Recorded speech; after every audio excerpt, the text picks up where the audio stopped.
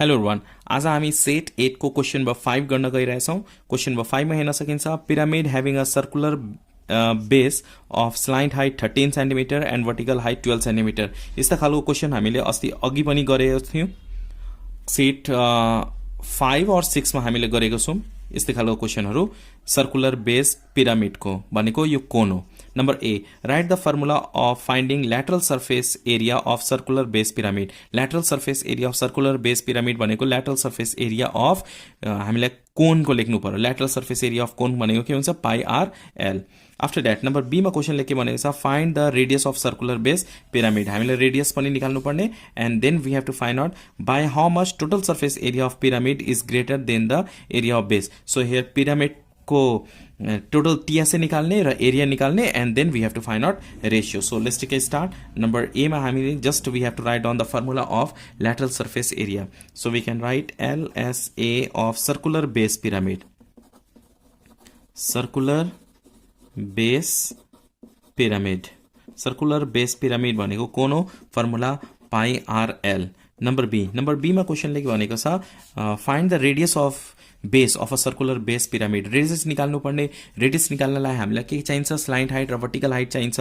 दुईटै दिएको छ यहाँ क्वेशनमा, स्लाइड हाइट पनि दिएको छ, वर्टिकल हाइट पनि छ। So here we have to write down here slide height L is equal to 13 centimeter and vertical height H is equal to 12 centimeter. We have to find out radius R is equal to what? Now L square is equal to H square plus R square. L को value कति छ? 13. So 13 whole square is equal to H कति छ? 12. So 12 square plus R square. 13 square भनेको 169 minus 144 is equal to R square. ओ मैले directly यहाँनिर 12 square भनेको 144 हुन्छ। यसलाई मैले यताले पनि ल्याएँ। यो दुईटा सबट्र्याक्ट गर्दाखेरि कति हुन्छ? 25 is equal to r square. Square r is equal to root and यो स्क्वायर अर्कोतिर आएपछि रुटमा कन्भर्ट हुन्छ। So root 25। Therefore r is equal to कति हुन्छ? रुट 25 भनेको 5 centimetre square. Therefore what we have to write here? Radius of circular base. Radius of circular base pyramid. Circular base pyramid is equal to 5 centimeter. Okay, up to here. Now look at the question number C. Question number C मा क्वेशनले के भनेको छ? By how much is the total surface area of a pyramid greater than the area of base? अब यहाँनिर हामीलाई TSA पनि निकाल्नु पर्ने, त्यसपछि area of base पनि निकाल्नु पर्ने and then we have to find out ratio. Let's find out. TSA चाहिँ area of base भन्दा कति गुणाले बढी छ त्यो निकाल्नु पर्ने छ। Number C. So here we have to find out TSA of circular base pyramid. TSA of circular base pyramid. Circular base pyramid भनेको के हो? कोन। ओके, सो यहाँनिर टीएसए अफ कोनको फर्मुला युज गर्नुपर्छ।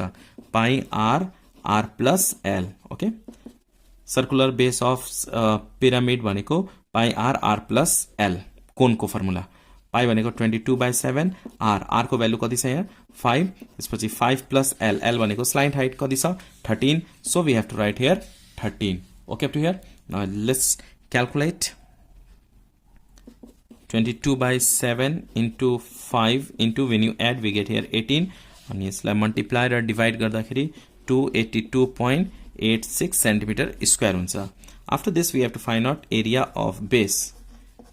टीएसए चाहिँ एरिया अफ बेस भन्दा कति गुणाले बढी छ त्यो फाइन्ड आउट गर्नुपर्ने। सो एरिया अफ बेस पनि फर्मुला के हुन्छ? Pi r square. ओके, अब पिरामिडको स्क्वायर बेस पिरामिडको फर्मुला के हुन्छ? A square. तर हामीलाई यहाँनिर के भनेको छ? सर्कुलर बेस भनेको छ। सर्कुलर बेस भनेको कोन हो यो। ओके, यसको एरिया के हुन्छ? पाई आर स्क्वायर, किनभने यो सर्कल छ, बेस के छ? सर्कल छ।